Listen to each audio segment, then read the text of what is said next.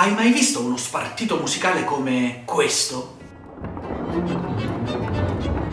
Ma che è, battaglia navale? Nella musica del Novecento abbondano forme di notazione musicale particolari e alternative.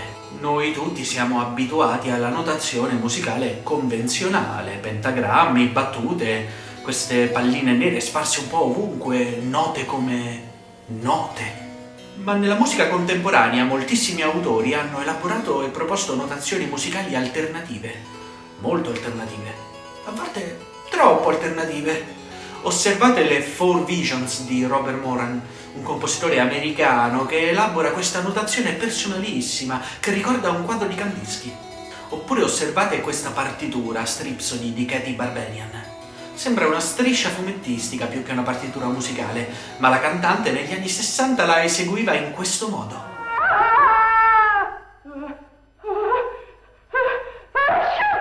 Yeah. Blow, blow.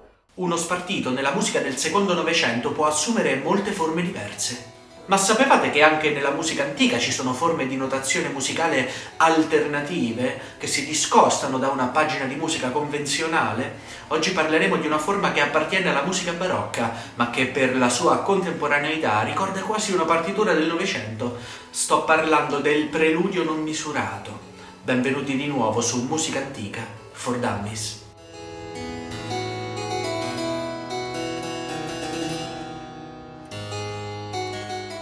Ehi, ciao, io sono Francesco e sul mio canale parlo di musica antica, musica classica, battaglia navale, insomma tutta la musica. Faccio uscire un video a settimana e sono tutti epici. Quindi ti consiglio di iscriverti e se vuoi supportare questo progetto, unico in Italia, abbonati al canale, così facendo otterrai l'accesso a tutta una serie di contenuti solo per gli abbonati. Siamo abituati a pensare alla musica barocca come una musica rigorosa, fondata sul contrappunto, estremamente complessa e regolata.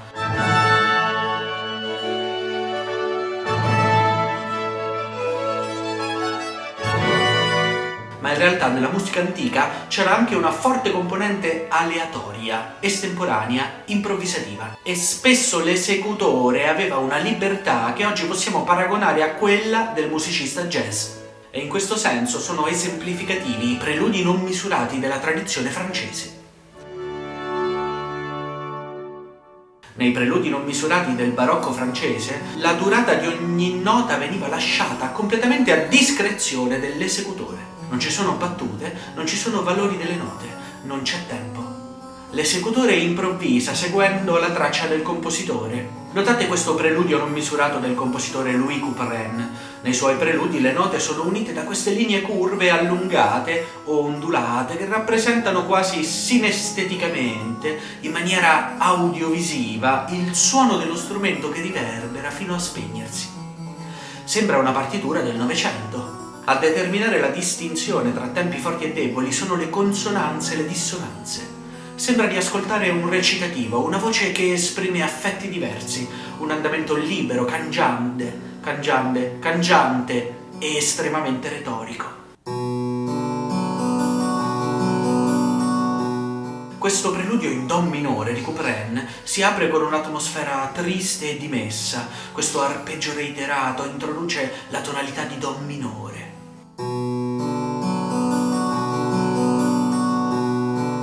Alla frase ascendente della voce più acuta risponde una sconsolata linea discendente. Le due voci dialogano tra loro.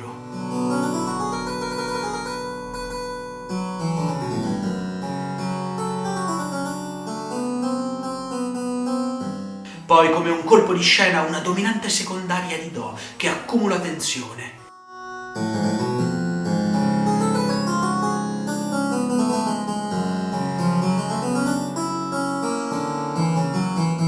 La musica cerca di fuoriuscire dall'oscurità del do minore, ma ripiomba in una tristezza ancora più cupa.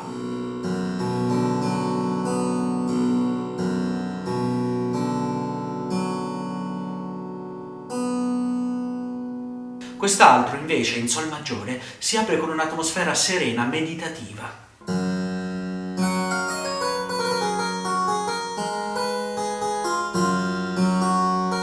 Ma poi il basso sprofonda sul sesto grado minore. La musica cerca di risalire faticosamente a sol maggiore, in modo anelante.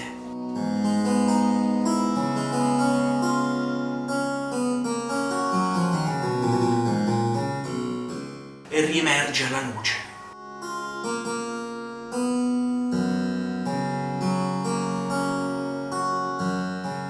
Quest'altro preludio, il re minore, molto tragico, inizia con questo gioco di dissonanze. Le dissonanze calano in basso, trasmettendo un senso di dolorosa rassegnazione.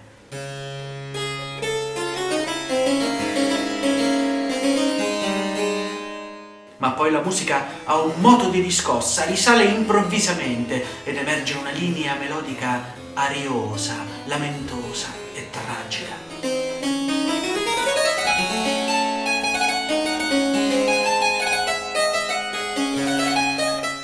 L'arco temporale del preludio non misurato è molto ampio. Pensate che i primi esempi di questo genere si ritrovano nella letteratura per liuto, come per esempio in questo Livre de tablature de pièces de luth di Edmond Gautier.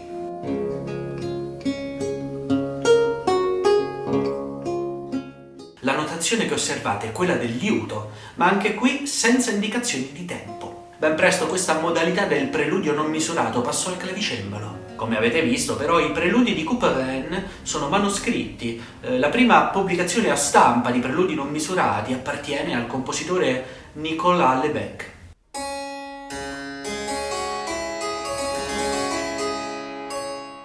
Io trovo molto suggestivi questi preludi e credo che definire qualcosa significa limitarlo. Pensate che in Francia continueranno a scrivere preludi non misurati fino al 1719 e ci sono pubblicazioni che arrivano addirittura agli anni 30 del Settecento. Uno degli esempi più tardi è questo preludio di Rameau, tratto dal primo libro di brani per clavicembalo del 1706. La cosa interessante è come Rameau passi dalla scansione libera non misurata alle battute e al tempo di 12 ottavi senza soluzione di continuità, creando un effetto estremamente coinvolgente. L'inizio della prima raccolta di Rameau è un gesto quasi beethoveniano. Sembra che la musica cerchi di aprire qualcosa, di penetrare all'interno di un mistero, di scavare nell'inconscio, nell'individualità del compositore.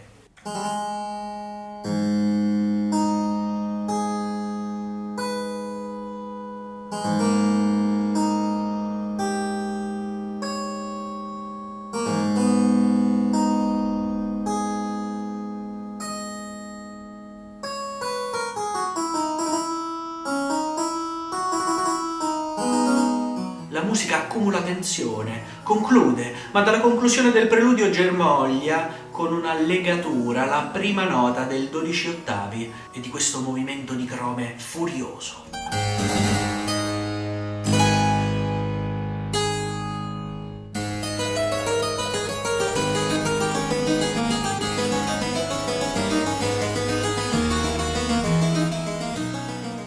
Davvero una raccolta straordinaria questa di Rameau. Il preludio non misurato ha un rapporto ambiguo con l'assolutismo francese. Da un lato la monarchia assoluta promuoveva una cultura nazionale originale che si distinguesse per un gusto francese e di cui il preludio non misurato era un esempio lampante. Ma d'altro canto il preludio non misurato rifiuta qualsiasi gabbia ritmico-metrica e rappresenta quasi la tensione francese verso la libertà, una reazione all'assolutismo. La volontà di dissolvere le costrizioni formali è il riflesso di quella cultura giacobina che porterà un secolo dopo alla rivoluzione francese. Anche in Italia avevamo delle forme libere dal carattere improvvisativo che contemplavano una grande libertà interpretativa. Sto parlando della toccata, da cui in effetti il preludio francese deriva. Frescobaldi nel suo libro delle toccate scriveva: «Non dee questo modo di suonare esser soggetto a battuta». Ma la notazione italiana non ha mai raggiunto questo grado di libertà anche sul piano grafico e formale della notazione musicale. Siete ancora svegli? Questa settimana vi beccate un video più serio del solito. Il video precedente era molto divertente invece, ma in pochissimi l'hanno visto. Vi invito a recuperarlo qui in alto, in descrizione, eccetera. E vi invito di nuovo a iscrivervi e, se volete, ad abbonarvi per sostenermi e ottenere l'accesso a contenuti esclusivi. Io vi saluto, alla prossima, ciao ciao!